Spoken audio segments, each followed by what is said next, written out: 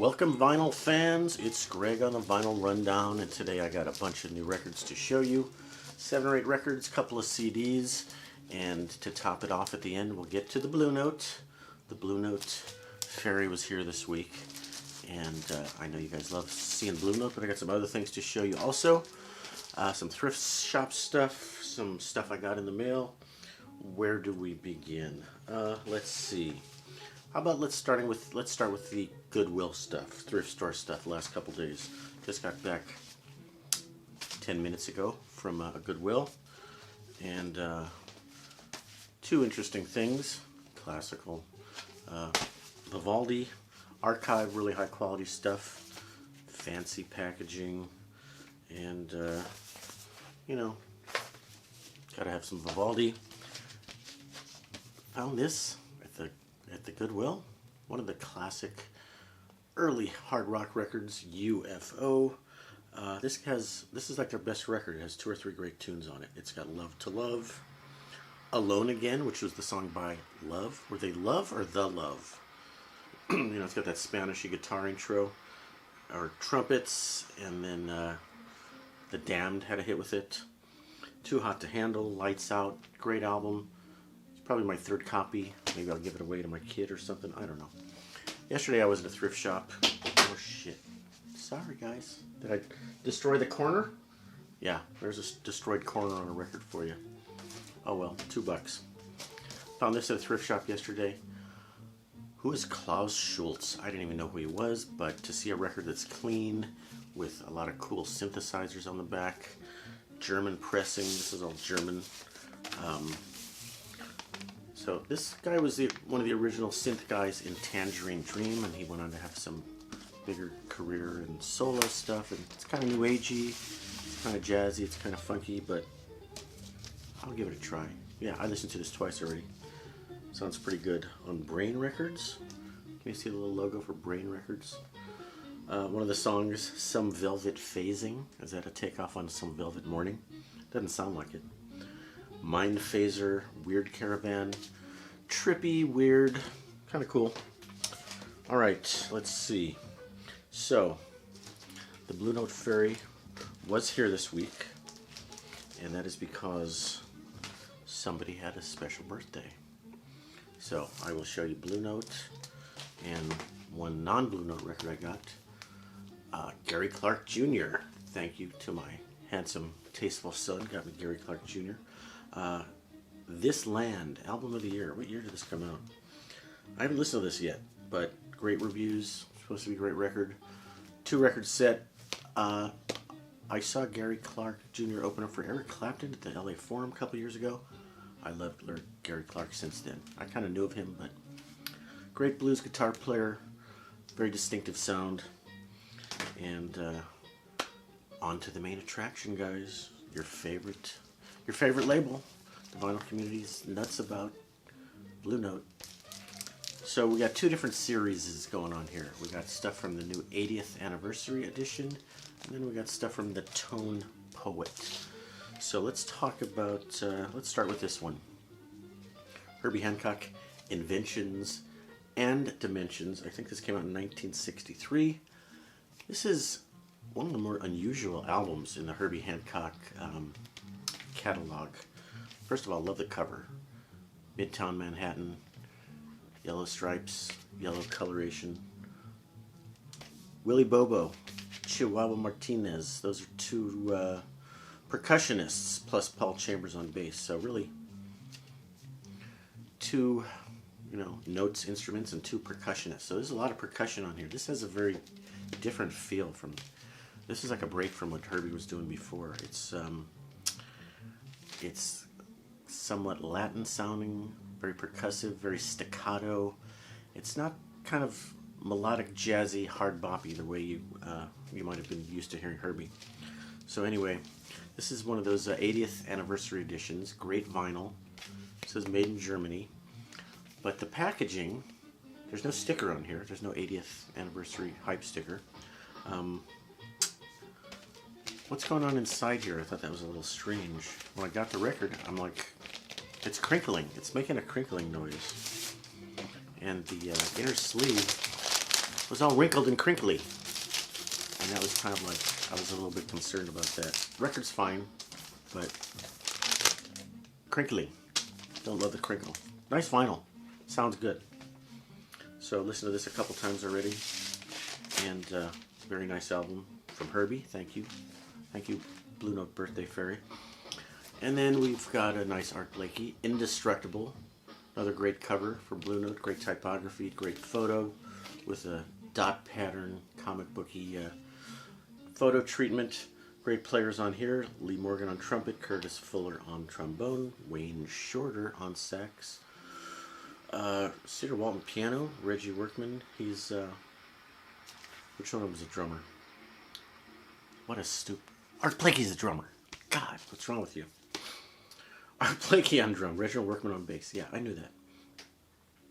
This is just kind of one of the classic good hard bop Art Blakey albums. So, what's going on with the packaging in the inner sleeve here? Nice and flat, no crinkle. But wait a minute, it's not plastic. It's just paper with an open hole. And when I got the record, it wouldn't come out. It was so tight, it wouldn't come out. Look at that. So the 80th anniversary series, the packaging is not as fancy as the Tone Poet series. The what's this? The jacket, much thinner. Still, everything's flat and better quality than the 75th anniversary pressing series that we did 5 years ago. Some of those are warped. And okay, let's get on to the main event. Can you hear the music in the background? I'm going to turn it up. Can I turn it up? Don't move.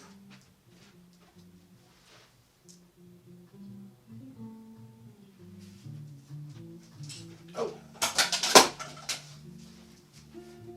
I just knocked a light over. I do have lighting in here. Don't move, guys.